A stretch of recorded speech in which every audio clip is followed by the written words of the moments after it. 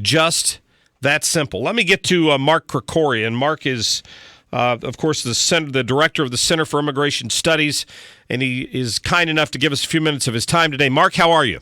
I'm doing very well. Thanks for having me. Well, thanks for joining us today.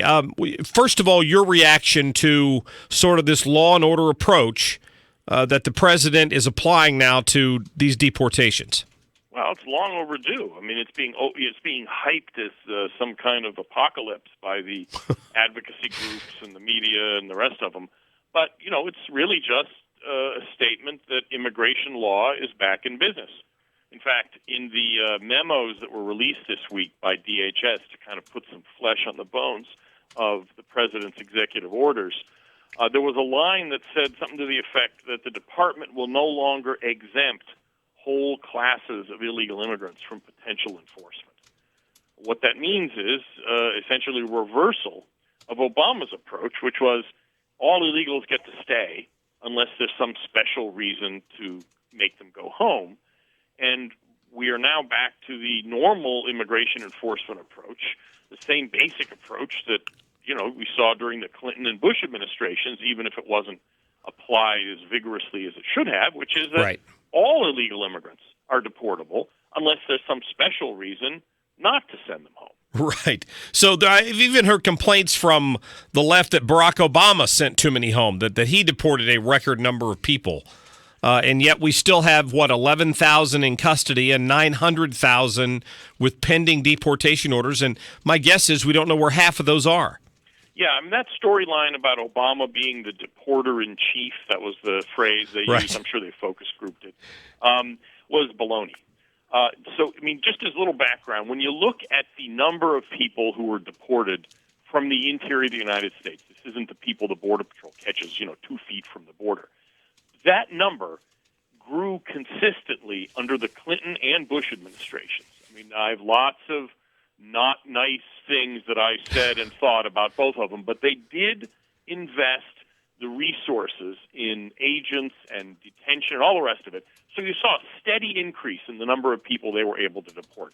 That increase stopped on January 20th of 2009 when President Obama became president. So essentially it plateaued. It was a pretty high level. There's no question about it. But all they were doing was treading water. And they actually were cooking the books to keep the numbers as high as they were. There's a lot of, people, the president himself basically admitted it. He didn't say cooking the books, but he admitted they were counting things differently. They were counting people caught by the Border Patrol as deportations. There was a lot of stuff like that going on.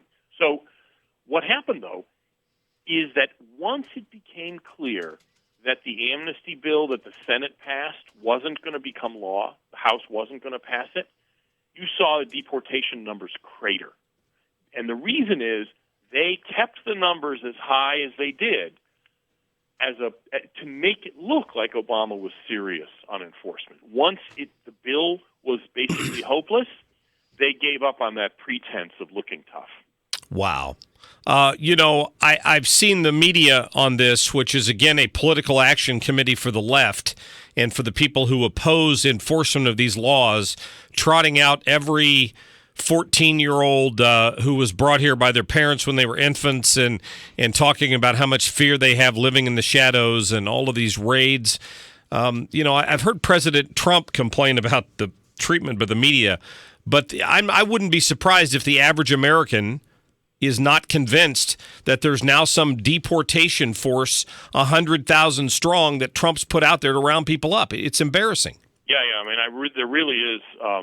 It is kind of ridiculous. And there's 2 points to make. One is that the president actually, the one thing he hasn't changed from Obama is that illegal amnesty that Obama did for what's called DACA as the abbreviations. These are for the illegal immigrants who came as kids or came before they turned 16.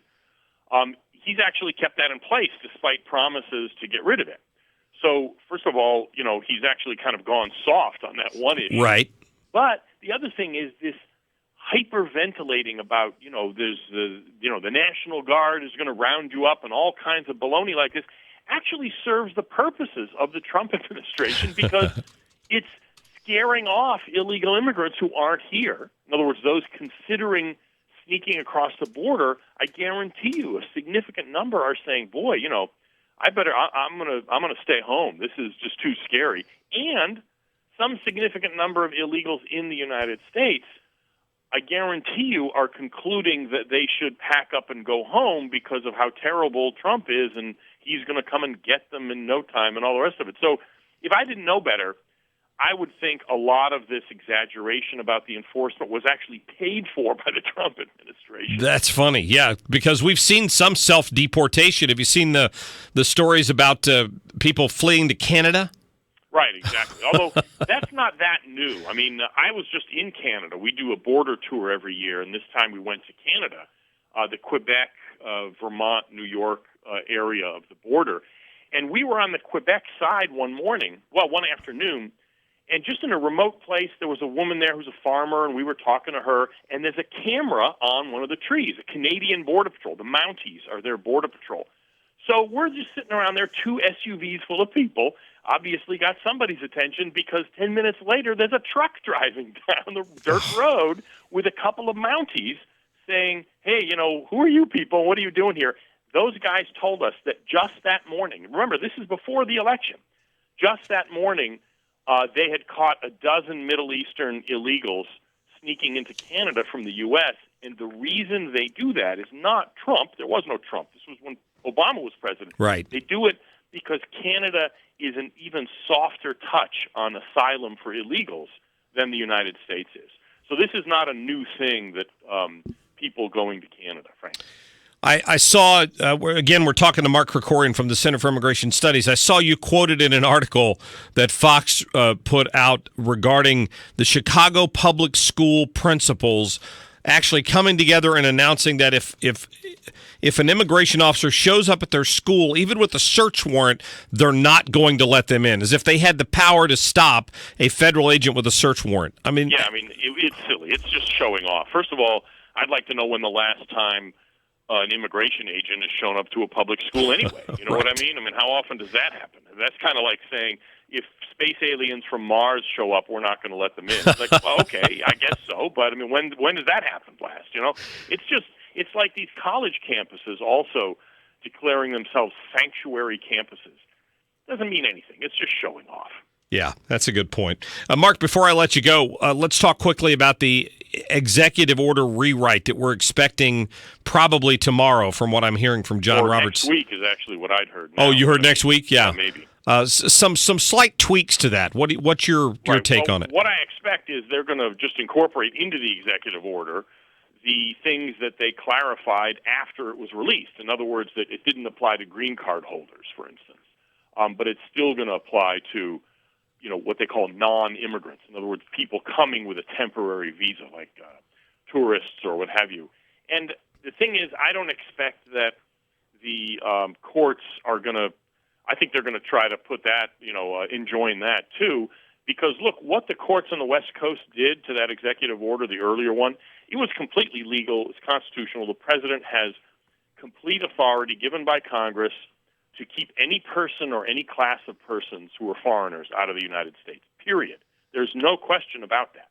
The judges on the West Coast that halted that executive order were not acting legally. This was a lawless act, political act by judges who just didn't like the policy, and so they abused their offices to make up fake decisions. That's right. all. That's all you can say. And so my point is, I'm not sure. I think they'll just do it to this one too. They don't care. They weren't acting legally, so it doesn't matter what the executive order says. It's just that they don't like it, so they're going to just try to stop it.